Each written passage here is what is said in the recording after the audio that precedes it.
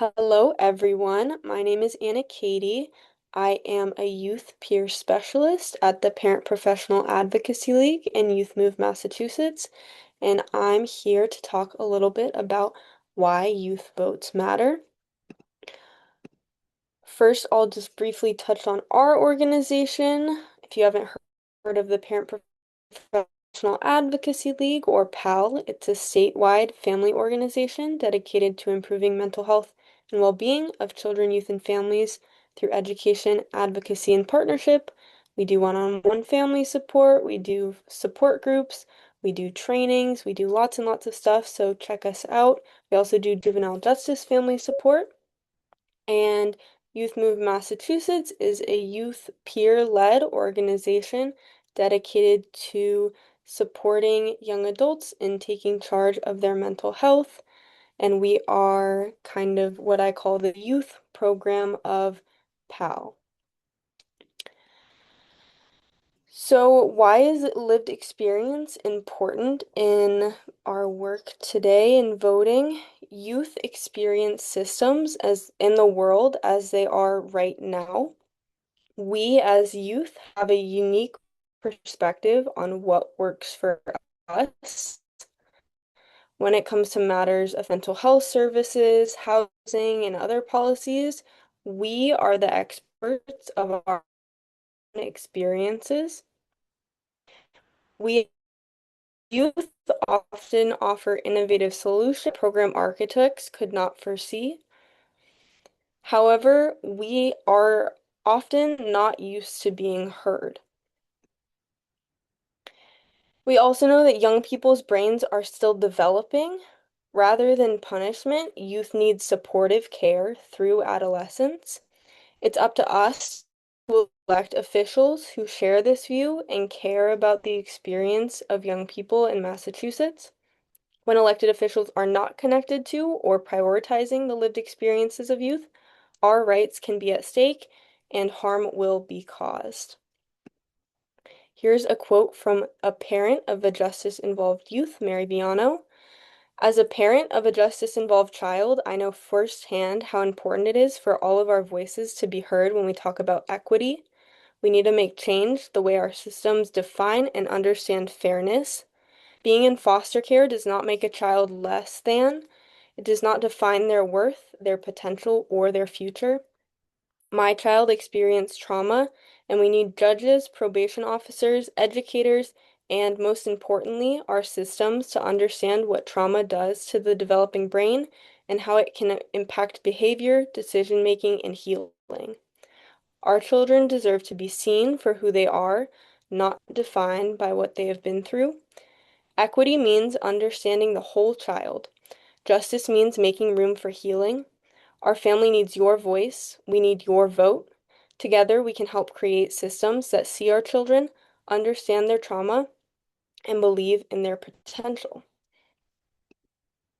So here we have some of the key decision points in the juvenile justice process and where elected officials kind of come in. You can find this graphic in the Youth Voter Guide, but we can see here what the main decision points are, and then the elected officials that we can either elect, or if they're appointed officials, we can elect the people who appoint them, such as the Governor's Council. I'll talk a little bit about the cradle to prison pipeline here as well, or how young people are funneled into the legal system. So you might have heard school to prison pipeline more often, but cradle to prison pipeline is a little bit more expansive. We define it as a set of systems that throughout childhood criminalizes and disproportionately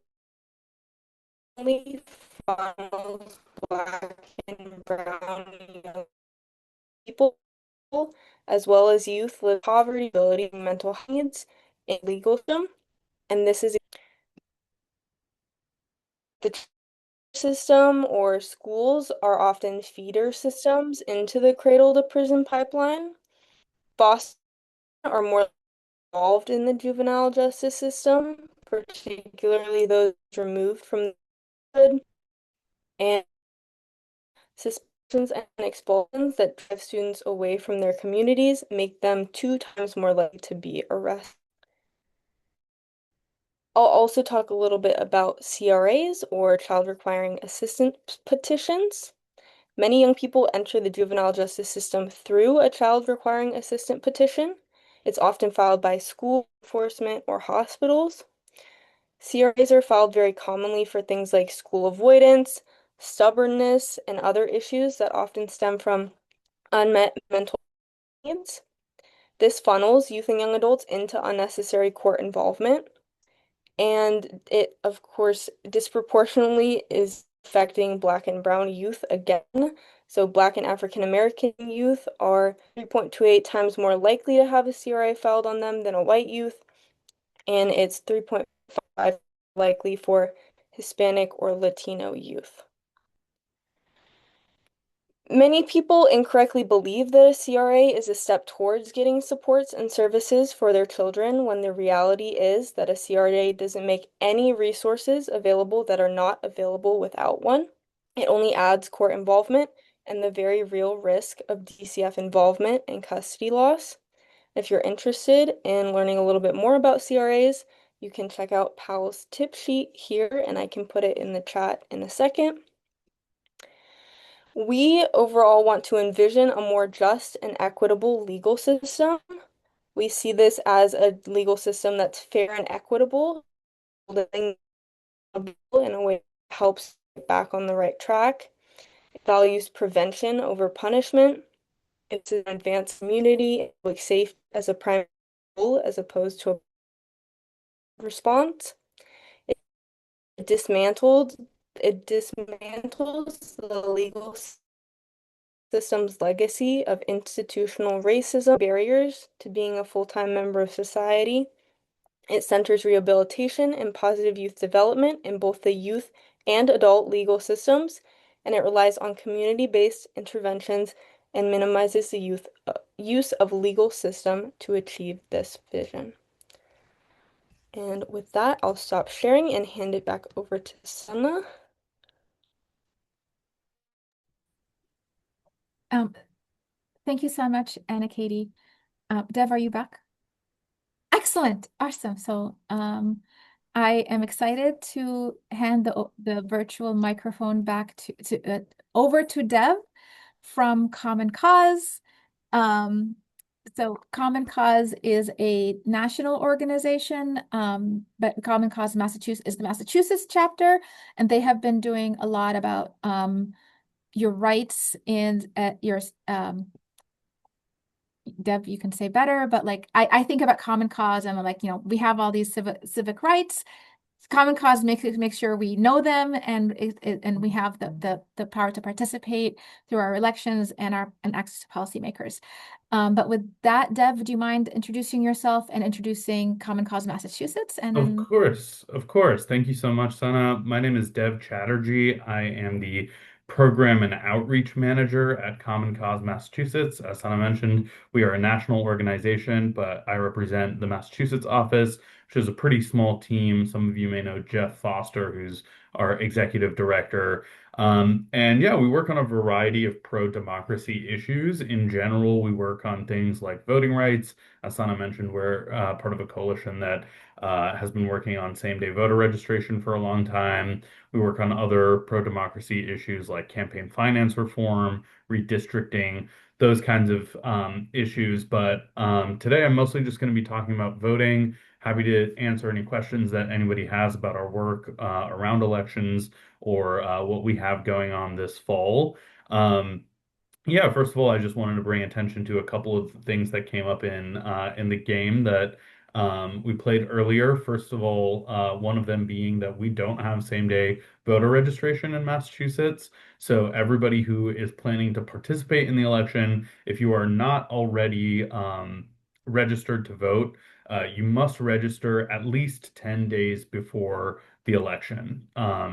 You can do that online. You can also check your voter registration online. Another reason it's good to do this is that if for some reason you have not filled out the municipal census, which is the survey that the city sends out, depending on what municipality you're in, once a year, maybe once every 2 years. You can check your voter. You need to check your voter registration because if you don't fill out the municipal census in Massachusetts, they can change your voter registration status.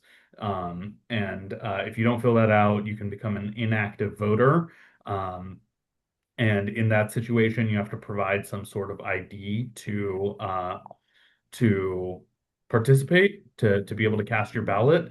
So I would definitely say if you're not registered yet, please register at least 10 days before the primary election, which I believe August 22nd is the cutoff for registration for the primary. And if you are registered, please check your registration so that you don't have any issues when you arrive at the polls. The the other thing that I wanted to say is that, if you're an individual who needs any sort of assistance at the voting booth, any voter is allowed to take a person of their choice into the voting booth. So if, for example, uh,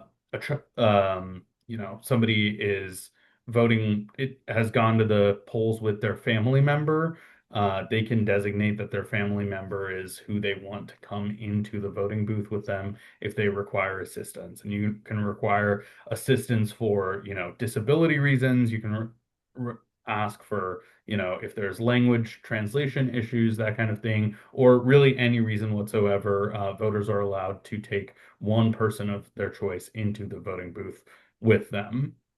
That kind of brings me to my next point, which is I would love to talk to folks about our election protection program and our election protection hotline in particular. So we are part of a coalition that organizes volunteers to support and assist voters at high priority polling locations across the state. If you're interested in that program, I would definitely encourage folks to volunteer for this program if you're available to volunteer either on September 1st or November 3rd. Um, but more importantly, I wanted to put it out there that our program supports a nationwide hotline that's available for any voter to call on election day during early voting. And that's for if you're having any barriers to participation, if for some reason you're facing any kind of challenges at your polling location, if there's anything preventing you from casting your ballot, you can call that hotline, and there will be a trained election lawyer on the other side of that hotline who will be able to give you assistance in real time. I am going to go ahead and drop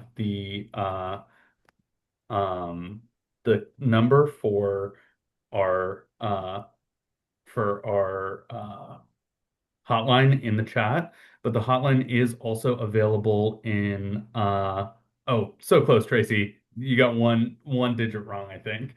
But yes, you can call this hotline. Anybody can call this hotline. As I said, the hotline is also available in Spanish, Arabic, and a number of Asian languages. So if you or someone you know is a voter who is not primarily an English speaker, we have support for them as well. But again, I just want to emphasize this is a resource for any voter.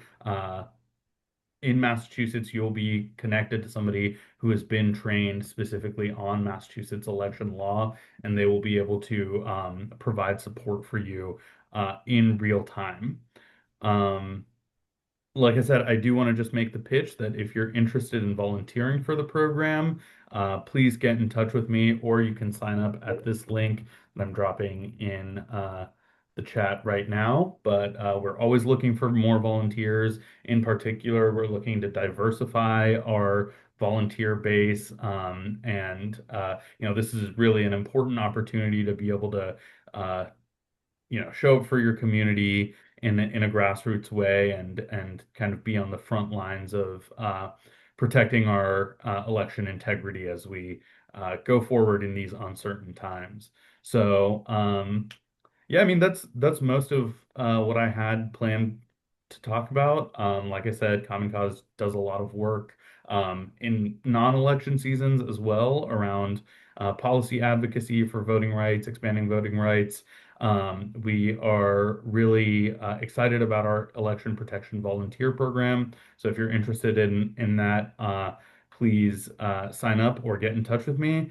And if there's just one takeaway that you have from what I spoke about today, please let it be the Election Protection Hotline. Again, that's a resource available to any voter encountering any kind of difficulty, barrier to participation, or challenges as they attempt to cast their ballot. Um, so if anybody has any questions, I'm happy to answer any questions, but if not, I will give it back to Sana. Thank you so much, Dev. And I just want to make sure you know the website on that is in the chat. It is protectthevote.net, not .vote. Make sure you know which one to go to. One is not about protecting the vote. So let me put it that way. But with that said, the vote, so we know about like the generally voting, how to vote, what it is, but then like general why this matters, but then there's actually individual names you have to check off on the ballot. So I'm excited that Tracy Griffith from the ACLU of Massachusetts is going to talk us through some of the major. So most people know about the governor, but then there's other offices, but then there's these local offices. So I'm grateful that Tracy is here to give us an overview about like why the position matters. So like when you're looking for candidates, you know what to look for. And probably everybody knows what the ACLU is, but I'll give you a quick overview of the ACLU of Massachusetts. It is it's the state chapter of the National ACLU. Their mission is to defend and expand civil rights and personal freedoms. They do that in 3 ways. Their legal team goes to court to protect rights such as free speech, due process, and equal protection under the law. Their policy team works with elected officials at the state and local levels, and their field team does community organizing and public education, just like this event. So we're grateful to hear. Last thing I want you to know about the ACLU is they're not profit and nonpartisan, like many of our organizations that are putting this together. They don't take money from the government and they don't endorse candidates. So they're free to hold everyone to account, and they have lots of opportunities for volunteers. So reach out if you'd like to get involved. So with that, I'm going to hand it over to Tracy. Great. I am going to share my screen. Let's see. Okay, hope everyone can see that. So yeah, today, there are, 3 particular elected roles that I want to talk about. And as Deb mentioned, like it was very interesting to see that very few people know what the Governor's Council actually does. So that's one of the ones that I'm going to cover. So district attorneys, the Governor's Council, and of course the legislature. And really the main question is why you should care, right? And the impact that it actually does have on, as many of us here on this call really care about issues of juvenile justice and the criminal legal system more broadly. So so we are going to take a look at the right. We're all familiar with this Bryan Stevenson quote, and so it's we hold this to be very very very dear, right? We want to make sure that everyone has the opportunity to live to their to their greatest opportunity and life desires, and sometimes one bad decision can change a lot of that. And that really means let's talk about district attorneys. So district attorneys have, a very large impact on the way that the criminal legal system works. From the very beginning of charging someone and the ways in which the criminal legal system is interpreted and implemented against certain groups and not other groups. So, district attorneys really have a huge impact as it relates to public safety, as it relates to racial justice, and as it relates to criminal law reform. We know that as it relates to the issue of racial justice, and I am the racial justice director for the ACLU of Massachusetts, we know that there are so many disparities, right? We know that the math ain't mathin'. right? There are so many folks who are involved in our criminal legal system, and there are disparities among and between the races. And that's something that district attorneys actually have a huge impact over, right? In terms of deciding who is going to be charged and what they're going to be charged with, and also cash bail, right? We know that cash bail disproportionately impacts people who don't have the cash to put up for the bail, right? DAs have a good amount of impact over that, and so it's important to understand that when you're choosing a district attorney, you want to choose someone who has exhibited who has exhibited the idea that our criminal legal system needs reform and that those disparities need to be more equitable.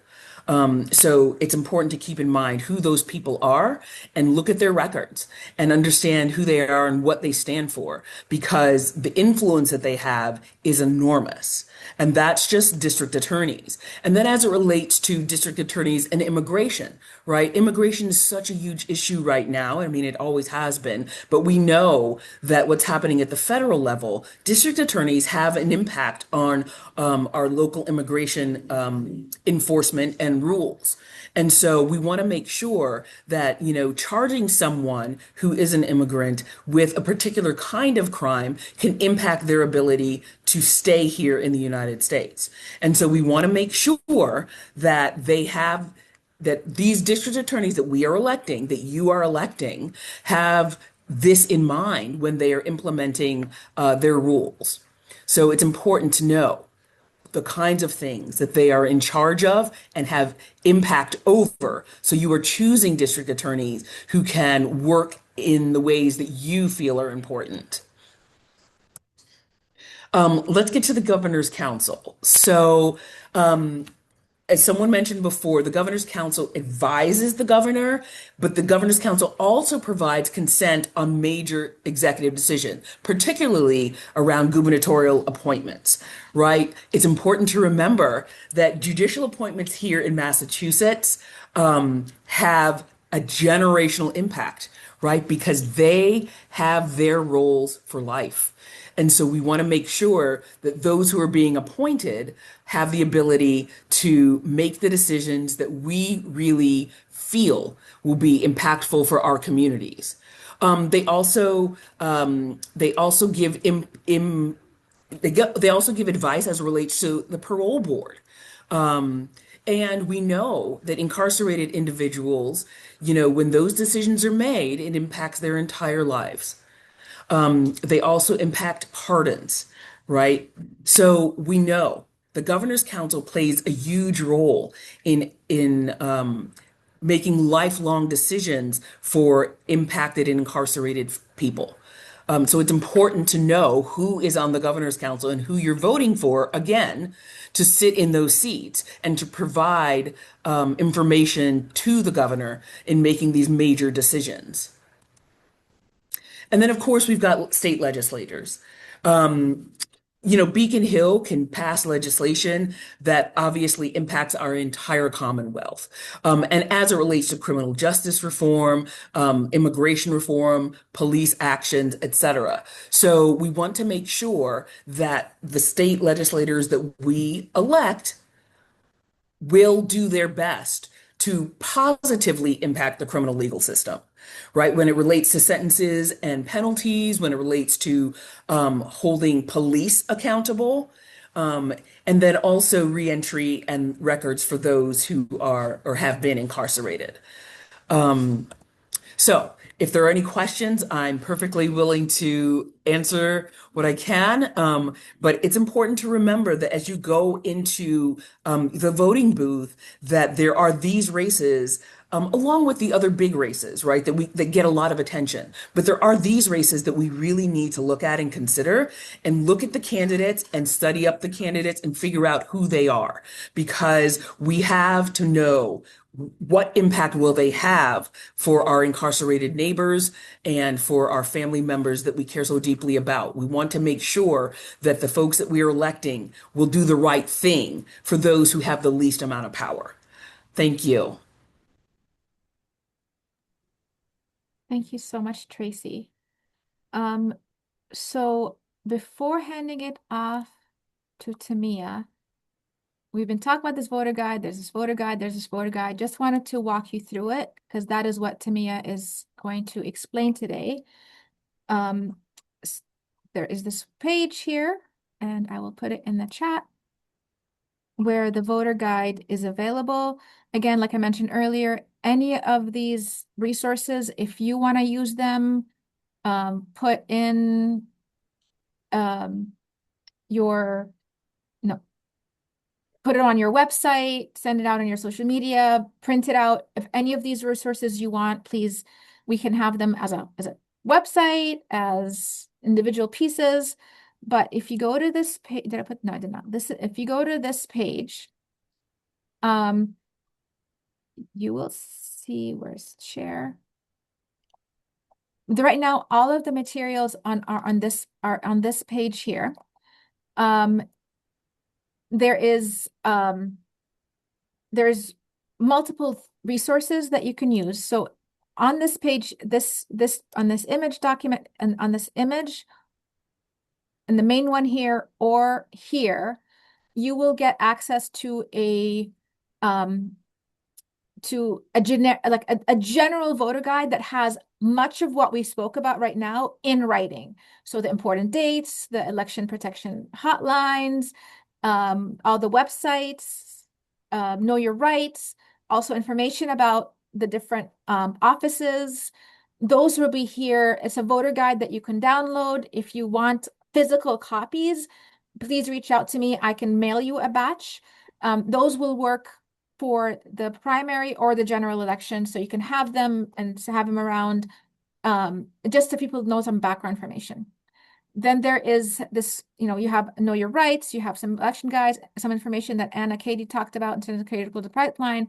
But then here, in each one of these is a voter guide based on your county on which the offices that are on there, the candidates, there's a legislative scorecard, there's responses to the candidate comments, but this is where you would find them if you click here. So I just wanted to walk you through the website, but then I wanted to also give you the link. So as Tamia is talking, you are able to navigate that website and look at the resources live as she's talking. So with that, Tamia, I'm going to hand it over to you.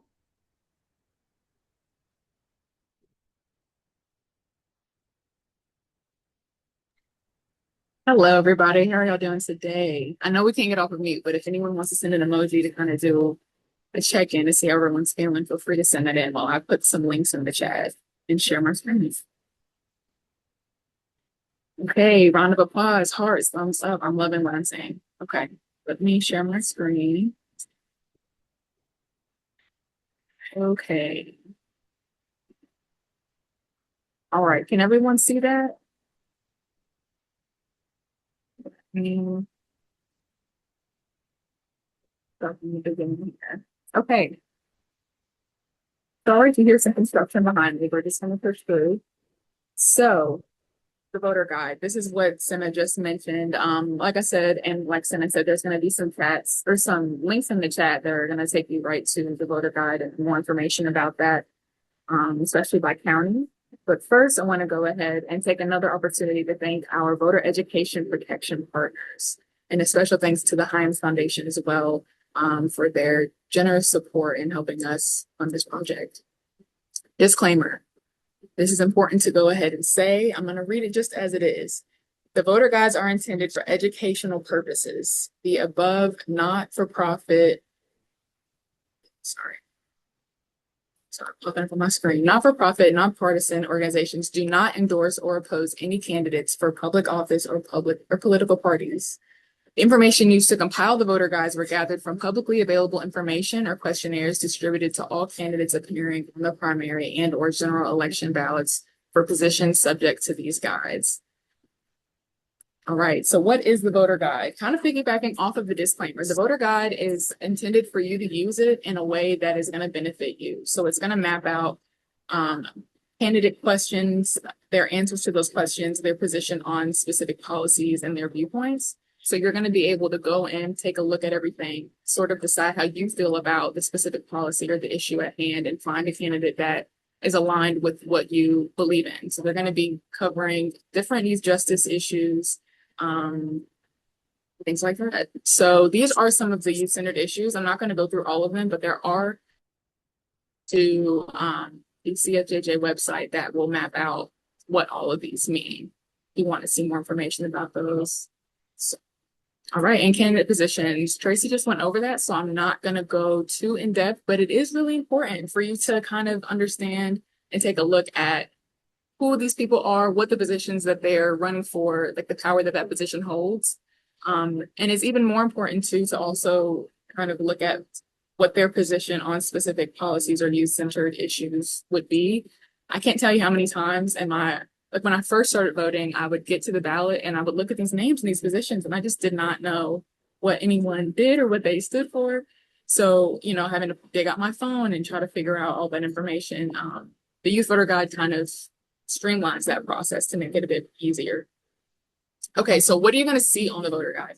So like I mentioned before, there's going to be candidate questions, and there's also going to be a scorecard. We'll get to the scorecard later, but first going through the candidate questions. Each candidate that's on the ballot for this primary was sent a list of yes or no questions and some narrative questions. So what it's going to look like for the yes or no questions, you're going to have the question at the top, and then the candidates listed. The green check is they voted yes, a red X would be no, and then gray means that they did not answer. So for the narrative questions, it's going to be pretty similar, just in a different format.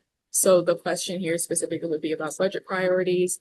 And this is going to have things like 150 words or less that they were given to answer the question. And these are just randomly like spring grabbed examples. So not really highlighting any particular person, just put that out there. Okay, so the scorecard. The scorecard is important because it will allow you to take a look at how specific candidates that were already holding those positions, the incumbents, have voted for different issues at hand. So at this top row, you'll see different policies, like a short version of what the policy was about, and then you can see how they stood, or where they stood on that. So the green check would be, again, supporting it, red is opposing it, and then the gold star is filed legislation or an amendment to the bill. So kind of leading the front on that. And if you want more information about maybe some lingering questions that you have about, am I able to vote? Specific circumstances that may pop into your head that pertain to your specific situation. We have a FAQ page that is going to kind of cover all of that. So that's also in the chat. Let's see. Oh, this election dates are also going to be on that same page. So if you want, go ahead and open that, star it, or if you want to take your phone out and take a picture of this. This is all really good information to have. We want to make sure that everyone's out there, making sure that their voices are heard, especially the young folks. I know sometimes it can be really difficult to enter a voting age when the political landscape is what it is. And it's really important, like we've all said, and the speakers before, to just kind of make sure that we are aware of the positions that the candidates hold on certain issues so that you can kind of go in and make an informed vote. All right, that's all I've got. I'm going to take it back to Sana.